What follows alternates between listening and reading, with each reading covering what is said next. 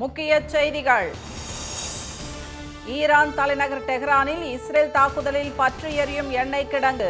அமெரிக்க ராணுவ வீரர்களை சிறைப்பிடித்திருப்பதாக ஈரான் பாதுகாப்பு கவுன்சில் அறிவிப்பு.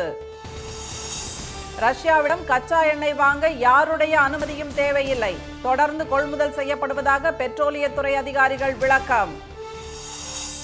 அதிமுக பொதுச் செயலாளர் பதவியில் எடப்பாடி பழனிசாமி நீடிப்பாரா என ஸ்டாலின் கேள்வி.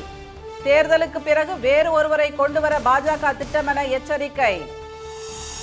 மதவெறி பாஜகவை வீழ்த்துவதே நோக்கம் என இந்திய கம்யூனிஸ்ட் தலைவர்கள் உறுதி. கட்சி நலனை விட நாட்டு மக்கள் நலனே முக்கியம் என கருத்து.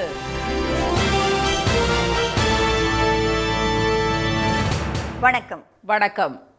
ஈரான் மீது மிகப்பெரிய தாக்குதல் நடத்தப்படும் என்று அமெரிக்க அதிபர் டிரம்ப் அறிவித்திருந்த நிலையில் டெஹ்ரானில் உள்ள எண்ணெய் கிடங்கு மீது இஸ்ரேல் நடத்திய தாக்குதலில் அது கொழுந்து விட்டு எரிகிறது. மத்திய கிழக்கு பகுதியில் உள்ள ஈரான் மீது அமெரிக்காவும் இஸ்ரேலும் இணைந்து நடத்தி வரும் தாக்குதல் 2வது வாரத்தை எட்டியுள்ளது. அண்டை நாடுகளில் உள்ள அமெரிக்க தளங்கள் மீது ஈரான் சரமாரியாக தாக்குதல் நடத்தி வரும் நிலையில் அதற்கு பதிலடி கொடுப்பது பற்றி அந்நாடுகள் ஆலோசித்து வருகின்றன. இந்நிலையில் தங்கள் அண்டை நாடுகள் மீதான தாக்குதல்களுக்கு மன்னிப்பு கேட்டுள்ள ஈரான் அதிபர் மசூத் பெஷெஷ்கியன் இனி அந்நாடுகளிலிருந்து தாக்குதல் நடத்தப்பட்டால் மட்டுமே பதில் தாக்குதல் நடத்தப்படும் என அறிவித்தார்.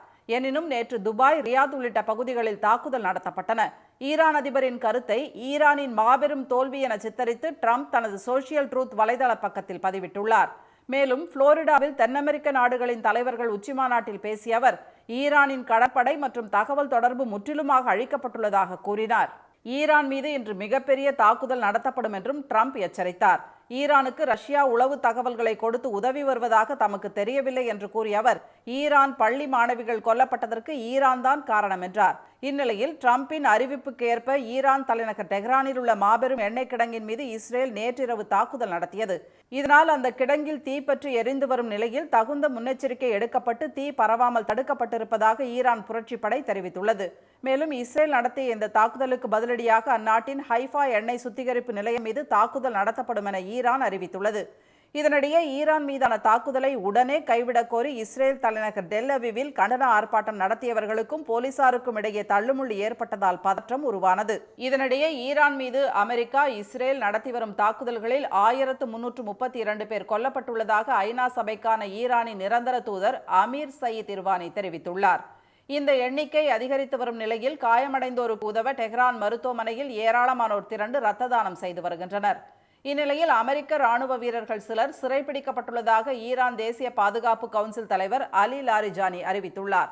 அவர்களை பற்றிய விவரங்கள் எதையும் அவர் வெளியிடவில்லை. ஈரான் உச்ச தலைவர் கமேனி போரில் உயிரிழந்துள்ள நிலையில் புதிய தலைவரை தேர்வு செய்வதற்காக அந்நாட்டின் அரசியலமைப்பு மற்றும் தலைமைத்துவத்துக்கான நிபுணர்கள் குழு இன்று கூட உள்ளதாக செய்திகள் வெளியாகியுள்ளன. ரஷ்யாவிடமிருந்து தொடர்ந்து கச்சா எண்ணெய் இறக்குமதி செய்து வருவதாக தெரிவித்துள்ள மத்திய அரசு இதற்கு யாருடைய அனுமதியும் தேவையில்லை என விளக்கமளித்துள்ளது. ரஷ்யாவிடமிருந்து இந்தியா கச்சா எண்ணெய் வாங்குவதால் இந்திய இறக்குமதி பொருட்களுக்கு அமெரிக்க அரசு 25% அபராத வரி விதித்தது. இதனால் இந்திய தொழில் நிறுவனங்கள் பெரும் இழப்பை சந்தித்த நிலையில் பிரச்சினைக்கு தீர்வு காண மத்திய அரசு பேச்சுவார்த்தை நடத்தியது. 6 மாதங்களுக்கும் மேல் நீடித்த இந்த பேச்சுவார்த்தையின் போது ரஷ்யாவிடமிருந்து கச்சா எண்ணெய் வாங்குவதை இந்தியா நிறுத்தினால் வரி குறைக்கப்படும் என அறிவித்த அமெரிக்க அதிபர் டிரம்ப் இந்திய பொருட்களுக்கு 18% வரி விதித்தார். இதையடுத்து ரஷ்யாவிடமிருந்து எண்ணெய் வாங்குவதை இந்தியா நிறுத்திக் கொண்டது. அமெரிக்கா ஆக்கிரமித்துள்ள வெனிசுலாவிலிருந்து கச்சா எண்ணெயை இந்தியா இறக்குமதி செய்து வந்த நிலையில் அமெரிக்கா ஈரான் போர் காரணமாக இந்த விநியோகம் தடைப்பட்டது. உலக அளவிலும் கச்சா எண்ணெய் விநியோகம் பாதிக்கப்பட்ட நிலையில் ரஷ்யாவிடமிருந்து 30 நாட்களுக்கு கச்சா எண்ணெய் வாங்கிக் கொள்ள இந்தியாவுக்கு அமெரிக்கா அனுமதி வழங்கியிருப்பதாக அந்நாட்டு நிதியமைச்சகம் அறிவித்தது. இதற்கு காங்கிரஸ், திமுக, கம்யூனிஸ்ட் உள்ளிட்ட எதிர்க்கட்சிகள் கடும் கண்டனம் தெரிவித்தன. இந்தியா யாரிடமிருந்து எண்ணெய் வாங்க வேண்டும் என்பதை அமெரிக்கா முடிவு செய்வதா என அவை கேள்வி எழுப்பின. இந்தியாவின் இறையாண்மையை மத்திய அரசு அடகு வைத்து விட்டதாகவும் டிரம்பிடம் பேச திரு மோடிக்கு தைரியம் இல்லை என்றும் திரு ராகுல் காந்தி உள்ளிட்டோர் விமர்சனம் செய்தனர். இந்நிலையில் கச்சா எண்ணெய் விவகாரத்தில் இந்தியாவுக்கு யாருடைய அனுமதியும் தேவையில்லை என மத்திய அரசு விளக்கமளித்துள்ளது. ரஷ்யாவிடமிருந்து தொடர்ந்து கச்சா எண்ணெய் கொள்முதல் செய்யப்படுவதாக தெரிவித்துள்ள மத்திய அரசு வட்டாரங்கள் கடந்த மாதமும் அந்நாட்டிலிருந்து எண்ணெய் வாங்கி உள்ளதாக கூறியுள்ளன. விலை நிலவரத்தை பொறுத்து இந்தியாவுக்கு எந்த நாடு குறைந்த விலையில் தருகிறதோ அந்த நாட்டிடமிருந்து கொள்முதல் செய்யப்படுவதாக தெரிவித்துள்ள பெட்ரோலிய அமைச்சக வட்டாரங்கள் தங்கு தடையின்றி எரிபொருள் தேவையை பூர்த்தி செய்வதே தற்போதைய இலக்கு என்றும் கூறியுள்ளன. அமெரிக்க அனுமதிக்கு முன்னரே ரஷ்யாவிடமிருந்து கொள்முதல் செய்ய நடவடிக்கை எடுக்கப்பட்டிருப்பதாகவும் அந்த வட்டாரங்கள் கூறின. இதனிடையே ரஷ்யாவின் எண்ணெய் கப்பல்கள் இந்திய கடல் பகுதிக்கு அருகே இருப்பதாகவும் சில நாட்களில் இந்திய துறைமுகங்களுக்கு அவை வந்தடையும் என்றும் தகவல்கள் வெளியாகியுள்ளன. சட்டப்பேரவை தேர்தலுக்கு பிறகு அதிமுக பொதுச் செயலாளர் பதவியிலிருந்து எடப்பாடி திரு பழனிசாமியை நீக்கிவிட்டு வேறு ஒருவரை கொண்டுவர பாஜக திட்டமிட்டிருப்பதாக முதலமைச்சர் திரு மு.க. ஸ்டாலின் தெரிவித்துள்ளார். முன்னாள் முதலமைச்சர் திரு ஓ பன்னீர்செல்வம் மற்றும் அவரது ஆதரவாளர்கள் திமுகவில் இணையும் பிரம்மாண்ட விழா மதுரை திருமங்கலம் அருகே உள்ள ராயபாளையத்தில் நேற்று நடைபெற்றது. அப்போது பேசிய திரு ஸ்டாலின், திமுகவை வளர்த்தவரும் திமுகவால் வளர்க்கப்பட்டவருமான மக்கள் திலகம் எம்ஜிஆர் உருவாக்கிய அதிமுக இன்று யாருக்கோ அடிமை சேவகம் செய்ய போனதால் தடம் மாறாமல் திராவிட பாதையில் அனைவரும் வந்திருப்பதாக கூறினார். சட்டப்பேரவையில் கலைஞர் முதலமைச்சராக இருந்தபோது திரு ஓ பன்னீர்செல்வத்தை பச்சை தமிழர் என்று பாராட்டி எழுதியதை நினைவு கூர்ந்த அவர், விசுவாசம் என்றால் ஓபிஎஸ் தான் நினைவுக்கு வருவார் என்றார். ஆனால் முதலமைச்சர் பதவி கொடுத்த திருமதி சசிகலாவையே நீயா பதவி கொடுத்தா என்று ஒருமையில் கேட்டு துரோகத்தின் அடையாளமாக இருப்பவர் எடப்பாடி திரு பழனிசாமி என்றும் அவர் கூறினார். தன்னை காப்பாற்றிக் கொள்ள எம்ஜிஆர் உருவாக்கிய அதிமுகவையே அடமானம் வைத்தவர் திரு பழனிசாமி என்ற திரு ஸ்டாலின், அதிமுக தொண்டர்களின் வாக்குகளை வாங்கி தன்னை வளர்த்து கொள்ள பார்க்கும் பாஜக தேர்தலுக்கு பிறகு அவரை அதிமுக பொதுச் செயலாளர் பதவியிலிருந்து மாற்றவும் செய்யலாம் என்றார். எனக்கு கிடைச்ச தகவல் படி அதிமுகவில் பழனிசாமிகளுக்கு பதிலாக ஆல்ரெடி வேறு ஒருவரை பொதுச் செயலாளராக பாஜக தேர்ந்தெடுத்து வச்சிருக்கு. பழனிசாமி அவர்களை இந்த தேர்தல் வரைக்கும் தான் பாஜக வச்சிருக்கும். பிறகு அவரையே தூக்கி விடுவாங்க. அதுதான் நடக்க போகுது. ஒருவேளை பாஜக கூட கூட்டணி வைக்க மறுத்திருந்தா இப்பவே மாற்றியிருப்பாங்க. பாஜக தமக்கு நல்லது செய்யும் என திரு பழனிசாமி நம்பிக்கொண்டிருப்பதாக கூறிய திரு ஸ்டாலின், ஆனால் அவருக்கு சந்தேகம் இருந்தால் பீகாரில் பல முறை முதலமைச்சராக இருந்த திரு நிதிஷ்குமாரை பாஜக பந்தாடியதை பார்த்தாவது தெரிந்து கொள்ளலாம் என்றார். அதிமுக கூட்டணி கூட்டங்களை பார்த்தாலே தெரியும், அவர்கள் அதிமுக கூட்டணி என்று சொல்ல மாட்டார்கள், என்டிஏ கூட்டணி என்றுதான் சொல்வார்கள் என்ற முதலமைச்சர், இந்த பேட்டர்னை கவனித்தால் மகாராஷ்டிராவில் சிவசேனாவுக்கு நடந்தது போல், பீகாரில் திரு நிதிஷ்குமாருக்கு நடந்தது போல தமிழ்நாட்டிலும் எடப்பாடி திரு பழனிசாமிக்கு நடக்கும் என்றார். இதை அறிந்தே எம்ஜிஆர் வளர்த்த திமுகவுக்கே எல்லோரும் திரும்பி வந்து கொண்டிருப்பதாக திரு ஸ்டாலின் கூறினார். கடந்த 5 ஆண்டு கால ஆட்சியில் கலைஞர் நூற்றாண்டு நூலகம், ஏறு தழுவுதல் அரங்கம், டைடல் பார்க், கீழடி அருங்காட்சியகம், வீரமங்கை வேலுநாச்சியார், சுபாஷ் சந்திரபோஸ், கட்டபொம்மன் மேம்பாலங்கள் என மதுரைக்கு செய்யப்பட்ட பல்வேறு திட்டங்களை பட்டியலிட்ட முதலமைச்சர், ஆனால் எய்ம்ஸ் அறிவிக்கப்பட்டு 10 ஆண்டுகள் ஆகியும் கட்டப்படாமல் இருப்பதை சுட்டிக்காட்டினார். இதுதான் திராவிட மாடலுக்கும் டப்பா என்ஜின் மாடலுக்கும் வித்தியாசம் என்ற அவர், அதனால்தான் திமுக கூட்டணி 200 இடங்களுக்கும் மேல் வெல்லும் என உறுதியுடன் கூறுவதாக தெரிவித்தார். சென்னை அண்ணா அறிவாலயத்தில் முதலமைச்சர் திரு மு.க. ஸ்டாலினை சந்தித்து பேசிய இந்திய கம்யூனிஸ்ட் தலைவர்கள் மதவெறி பாஜகவை வீழ்த்துவதுதான் தங்கள் நோக்கம் என்று தெரிவித்துள்ளனர். சட்டப்பேரவை தேர்தல் தொகுதி பங்கீடு குறித்து கூட்டணி கட்சிகளுடன் திமுக ஆலோசனை நடத்தி வருகிறது. காங்கிரஸ், விடுதலை சிறுத்தைகள், கம்யூனிஸ்ட் உட்பட 20க்கும் மேற்பட்ட கட்சிகளுடன் திமுக தொகுதி பங்கீட்டு குழுவினர் பேச்சுவார்த்தை நடத்தி வருகின்றனர். கூட்டணியில் இடம்பெற்றுள்ள இந்திய யூனியன் முஸ்லீம் லீக் மற்றும் மனிதநேய மக்கள் கட்சி ஆகியவற்றுக்கு தலா 2 இடங்கள் ஒதுக்கப்பட்டுள்ளன. இந்திய கம்யூனிஸ்ட் கட்சியுடன் 2 சுற்று பேச்சுவார்த்தைகள் முடிவடைந்திருக்கும் நிலையில் அக்கட்சியின் மாநில செயலாளர் திரு வீரபாண்டியன், முன்னாள் செயலாளர் திரு முத்தரசன் உள்ளிட்டோர் திரு ஸ்டாலினை நேற்று சந்தித்து பேசினர். பின்னர் செய்தியாளர்களை சந்தித்த அவர்கள் தமிழ்நாட்டில் திமுக அலை வீசுவதாக கூறினர். தங்களது முதல் நோக்கமே பாஜகவை வீழ்த்துவதுதான் என்றும் கட்சியின் நலனை விட நாட்டின் நலனே முக்கியம் என்றும் திரு வீரபாண்டியன் தெரிவித்தார். பிஜேபியை வீழ்த்துவதுதான் எங்கள் அரசியல் முதல் கடமை. எனவே அந்த வகையில் அது குறித்து நாங்கள் பேசினோம். தமிழக முதல்வரின் நலத்திட்டங்கள், அவரது ஒற்றுமை உணர்வு, தமிழ் மக்களின் நல்லிணக்க கலாச்சாரம் என யாவும் மீண்டும் திராவிட முன்னேற்ற கழகத்தின் தலைமையிலான கூட்டணி வாகைச்சூடும் என்பதான அலை தமிழ்நாடு முழுவதும் வீசுகிறது. எந்த தொகுதிகளில் போட்டியிடுவது என்பது குறித்து நாளை நடைபெறும் நிர்வாக குழு கூட்டத்தில் முடிவு செய்யப்படும் என்றும் அவர் கூறினார். இதனிடையே ஈரோடு அருகே அந்தியூரில் நேற்று பிரச்சாரம் மேற்கொண்ட அதிமுக பொதுச் செயலாளர் எடப்பாடி திரு பழனிசாமி அதிமுக ஆட்சிக்கு வந்தால் ஆண்டுக்கு 3 சமையல் சிலிண்டர்கள் இலவசமாக வழங்குவோம் என்று கூறினார். பர்கூர் மலைப்பகுதிகளில் ஆடு மாடுகளுக்கு மேய்ச்சல் நிலம் அமைத்து தரப்படும் என்றும் அவர் தெரிவித்தார். நேபாள நாட்டில் நடைபெற்ற நாடாளுமன்ற தேர்தலில் இளைஞர்களின் பெருவாரியான ஆதரவை பெற்ற 35 வயதையான ராப் பாடகர் பாலேந்திர ஷா புதிய பிரதமராக பொறுப்பேற்க உள்ளார். அண்டை நாடான நேபாளத்தில் ஊழல் மற்றும் நிர்வாக சீர்கேடுகளுக்கு எதிராக இளைஞர்கள் கடந்த ஆண்டு செப்டம்பரில் மாபெரும் போராட்டத்தில் ஈடுபட்டனர். KP சர்மா ஒலி தலைமையிலான அரசு சமூக வலைதளங்களுக்கு தடை விதித்ததாலும் அரசியல்வாதிகளின் வாரிசுகள் ஆடம்பர வாழ்க்கை வாழ்வதாக எழுந்த புகாரிலும் அதிருப்தி அடைந்த இளைஞர்கள் வீதிகளில் இறங்கி போராடினர். ஊழல் குற்றச்சாட்டுகளுக்கு எதிராக கடந்த செப்டம்பர் 8ஆம் தேதி நடைபெற்ற இந்த போராட்டத்தின் தொடர்ச்சியாக 77 பேர் உயிரிழந்தனர். இதன் விளைவாக பிரதமர் சர்மா ஒலி பதவி விலகி இடைக்கால பிரதமராக உச்சநீதிமன்ற முன்னாள் நீதிபதி சுஷீலா கார்கி பொறுப்பேற்றார். இத்தகைய சூழலில்தான் தேர்தல் அறிவிக்கப்பட்டு கடந்த வியாழக்கிழமை வாக்குப்பதிவு நடைபெற்றது.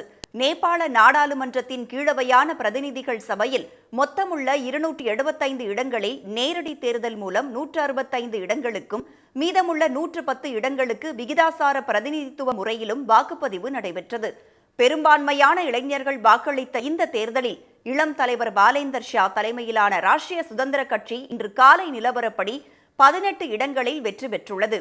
மேலும் 99 இடங்களில் முன்னிலை பெற்றதன் மூலம் ஆட்சியை கைப்பற்றுகிறது. நேபாளத்தில் 4 முறை பிரதமராக இருந்த சீன ஆதரவாளரான சர்மா ஒலியை 50,000க்கும் அதிக வாக்குகள் வித்தியாசத்தில் வீழ்த்தி பாலேந்தர் ஷா அதிர்ச்சி அளித்தார். ஜாபா தொகுதியில் நன்றி தெரிவிக்க சென்ற அவருக்கு வழிநெடுகிலும் உற்சாக வரவேற்பு அளிக்கப்பட்டது. பாலேந்திர ஷாவின் ராப் பாடல்கள் நேபாள இளைஞர்களிடையே புதிய உத்வேகத்தை அளித்து நாடாளுமன்ற தேர்தலில் மகத்தான வெற்றியை பரிசாக அளித்துள்ளது. புதிய பிரதமராக பொறுப்பேற்க உள்ள பாலேந்திர ஷாவுக்கு பிரதமர் திரு மோடி உள்ளிட்ட உலக தலைவர்கள் வாழ்த்து தெரிவித்துள்ளனர். இனி வருவது செய்தி துளிகள். ஈரான் போர் காரணமாக கச்சா எண்ணெய் விலை 2 ஆண்டுகளில் இல்லாத அளவுக்கு அதிகரித்துள்ளது. நேற்றைய நிலவரப்படி ஒரு பீப்பாய்க்கு 9 விழுக்காடு உயர்ந்து $93 விலை உயர்ந்துள்ள நிலையில் ஹார்முஸ் நீரிணை தொடர்ந்து மூடப்பட்டு இருந்தால் கச்சா எண்ணெய் விலை அடுத்த 3 வாரங்களுக்குள் $150 வரை உயரக்கூடும் என கத்தார் எரிசக்தித்துறை அமைச்சர் சாத் அல் காபி எச்சரித்துள்ளார். ஆஸ்திரேலியா, பிரான்ஸை தொடர்ந்து இந்தோனேஷியாவும் 16 வயதுக்கு உட்பட்டவர்கள் சமூக வலைதளங்களை பயன்படுத்த தடை விதிக்கும் சட்டத்தை இயற்றியுள்ளது. இந்த சட்டம் வரும் 28ஆம் தேதியிலிருந்து படிப்படியாக அமலுக்கு வரும் என அறிவித்துள்ள அந்த நாட்டு அரசு குழந்தைகளின் மனநலனை கருத்தில் கொண்டு இம்முடிவு எடுக்கப்பட்டுள்ளதாக தெரிவித்துள்ளது. கொடைக்கானலில் 3 நிறங்களில் விளைந்துள்ள காலிஃபிளவரை சுற்றுலா பயணிகளும் சுற்றுவட்டார பகுதி மக்களும் விரும்பி வாங்கிச் சென்றனர். அந்த பகுதியைச் சேர்ந்த பிரபு என்ற விவசாயி புதிய முயற்சியாக சில மாதங்களுக்கு முன்பு சுவிட்சர்லாந்தில் இருந்து காலிஃபிளவர் விதைகளை வரவழைத்து தோட்டத்தில் பயிரிட்டுள்ளார். 3 மாதங்களுக்கு பிறகு இளஞ்சிவப்பு, மஞ்சள், பச்சை ஆகிய நிறங்களில் காலிஃபிளவர் விளைச்சல் கண்டுள்ள நிலையில் 1 கிலோ காலிஃபிளவர் 200 முதல் 300 ரூபாய் வரை விற்பனை செய்யப்படுகிறது. மாமல்லபுரத்தில் மகளிர் தினத்தை முன்னிட்டு இன்று பல்லவ மன்னர்களின் கலை சின்னங்களை சுற்றுலா பயணிகள் கட்டணமின்றி கண்டு ரசிக்கலாம் என்று தொல்லியல் துறை தெரிவித்துள்ளது. அங்குள்ள சிற்பங்களை அருகில் சென்று கண்டு ரசிக்க உள்நாட்டு சுற்றுலா பயணிகளுக்கு 40 ரூபாயும் வெளிநாட்டு சுற்றுலா பயணிகளுக்கு 600 ரூபாயும் கட்டணமாக வசூலிக்கப்படுகிறது. இந்நிலையில் சர்வதேச மகளிர் தினத்தை கொண்டாடும் விதமாக கலை சின்னங்களை சுற்றுலா பயணிகள் காண அன்றைய தினம் கட்டணம் வசூலிக்கப்படாது என்று தொல்லியல் துறை அறிவித்துள்ளது. வேடச்சந்தூர் அருகே 16 கோடி ரூபாய் மதிப்பீட்டில் அமைக்கப்பட்ட இந்தியாவின் முதல் தேவாங்கு சரணாலயம் திறக்கப்பட்டுள்ளது. அழிந்து வரும் வனவிலங்குகள் பட்டியலில் உள்ள தேவாங்கு இனத்தை பாதுகாக்க அய்யலூர் வனச்சரகத்திற்கு உட்பட்ட மலைப்பகுதிகள் மற்றும் கரூர் மாவட்டத்திற்கு உட்பட்ட கடவூர் தாலுகாவில் உள்ள மலைப்பகுதிகளை இணைத்து இந்த சரணாலயம் அமைக்கப்பட்டுள்ளது. கொடைக்கானல் நகர்ப்பகுதிகளில் உலாவரும் காட்டெருமை கூட்டத்தை வனப்பகுதிக்குள் விரட்ட நடவடிக்கை எடுக்குமாறு பொதுமக்கள் கோரிக்கை விடுத்துள்ளனர். நாயுடுபுரம் செல்லும் பிரதான சாலையில் காட்டெருமைகள் குட்டிகளுடன் கூட்டம் கூட்டமாக சாலையை ஆக்கிரமித்து அச்சுறுத்தும் வகையில் செல்வதாக அவர்கள் தெரிவித்தனர். ஒகேனக்கலில் சுற்றுலாத்துறை சார்பில் 40 லட்சம் ரூபாய் மதிப்பீட்டில் எண்ணெய் மசாஜ் மையம் திறக்கப்பட்டுள்ளது. இங்கு ஆண்கள் பெண்களுக்கு என்று தனித்தனியாக உடைமாற்றும் அறைகள், நடைபாதை, 5 அருவிகளை ரசிப்பதற்கான உயர்மட்ட பார்வை கோபுரம், படகுகள் நிறுத்தும் கூடாரம், தனித்தனி கழிவறைகள் ஆகியவை 18 கோடியே 50 லட்சம் ரூபாய் செலவில் கட்டப்பட்டுள்ளன. அங்குள்ள மசாஜ் மையம் தவிர பிற இடங்களில் சுற்றுலா பயணிகளுக்கு மசாஜ் செய்ய தடை விதிக்கப்பட்டுள்ளது. மீன்பிடி தொழிலுக்காக ஈரான் சென்றுள்ள குமரி மாவட்ட மீனவர்கள் காலையில் உயிரோடு இருப்போமா இல்லையா என அச்சத்துடனேயே ஒவ்வொரு இரவும் தூங்குவதாகவும், சிறு சத்தம் கேட்டால் கூட குண்டு வீசப்பட்டதோ என்ற அச்சத்தில் எழுந்து ஓடுவதாகவும் உயிர் பயத்துடன் பேசி வெளியிட்ட காணொளி பரவி வருகிறது. இந்திய மக்களை காப்பாற்ற நீங்க முயற்சி பண்ணுங்க, சாப்பிட வழி இல்லை, இருக்கை சாப்பாடை சாப்பிடுவோம். இது தீர்ந்தா அடுத்து என்ன பண்ணணும் எங்களுக்கு தெரியல. கன்னியாகுமரி மாவட்டத்தைச் சேர்ந்த 600க்கும் மேற்பட்ட மீனவர்கள் ஈரான் நாட்டின் 8 இடங்களில் தவித்து வருகின்றனர். அவர்களை மீட்க கோரி மீனவர்களின் குடும்பத்தினர் மத்திய மாநில அரசுகளுக்கு மனு அளித்து வருகின்றனர். குளித்தலை அருகே மேம்பால பணிகள் பாதியில் நிறுத்தப்பட்டதால் வாகன ஓட்டிகள் அவதிக்குள்ளாகி வருகின்றனர். வீரராக்கியத்தில் அடிக்கடி விபத்துகள் ஏற்பட்டு வந்த நிலையில் அங்கு மேம்பாலம் அமைக்கும் பணிகள் 3 மாதங்களுக்கு முன் தொடங்கப்பட்டன. ஆனால் கரூர் செல்லும் குகை வழிப்பாதையை 50 மீட்டர் தூரத்திற்கு முன்னால் அமைக்க கோரி போராட்டம் நடத்தப்பட்டதால் 2 மாதங்களுக்கு முன் பணிகள் நிறுத்தப்பட்டன. இந்நிலையில் இரவு நேரங்களில் வாகன ஓட்டிகள் விபத்துக்கு உள்ளாகி வருவதாக அப்பகுதி மக்கள் தெரிவித்தனர். 10வது ICC T20 உலகக்கோப்பை கிரிக்கெட் தொடரில் சாம்பியன் பட்டம் யாருக்கு என்பதை தீர்மானிக்கும் இறுதி ஆட்டத்தில் இந்தியா, நியூசிலாந்து இன்று பலப்பரீட்சை நடத்துகின்றன. அகமதாபாத்தில் இரவு 7 மணிக்கு தொடங்கும் இப்போட்டிக்காக இரு அணி வீரர்களும் முழு வீச்சில் ஆயத்தமாகியுள்ளனர். இரு அணிகளும் T20 தொடரில் இதுவரை 30 போட்டிகளில் நேருக்கு நேர் மோதியுள்ளன.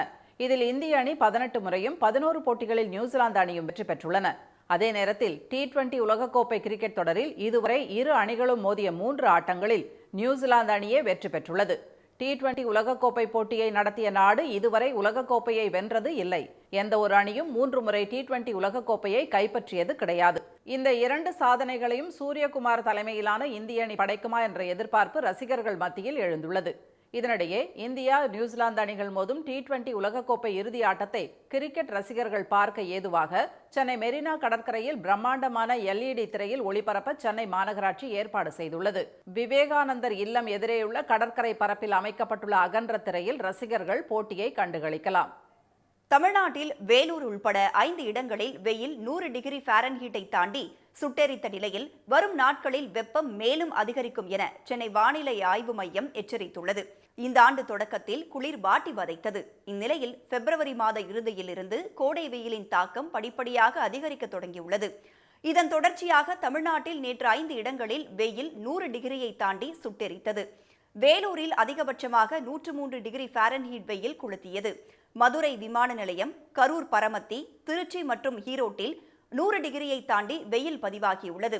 இந்நிலையில் எல்னினோ தாக்கத்தால் இந்த ஆண்டு வெயிலின் தாக்கம் சற்று அதிகமாக இருக்கும் என்று சென்னை வானிலை ஆய்வு மையம் கூறியுள்ளது.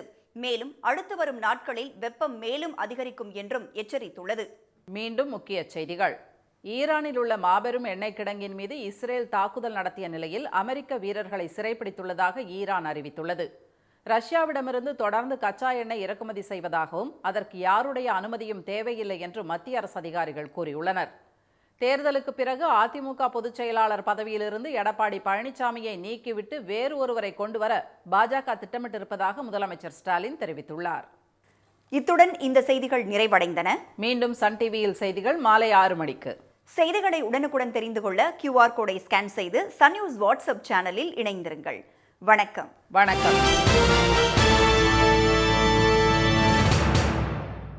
உடனுக்குடன் செய்திகளை தெரிந்து கொள்ள சன் நியூஸ் பெல் ஐகானை கிளிக் பண்ணுங்க.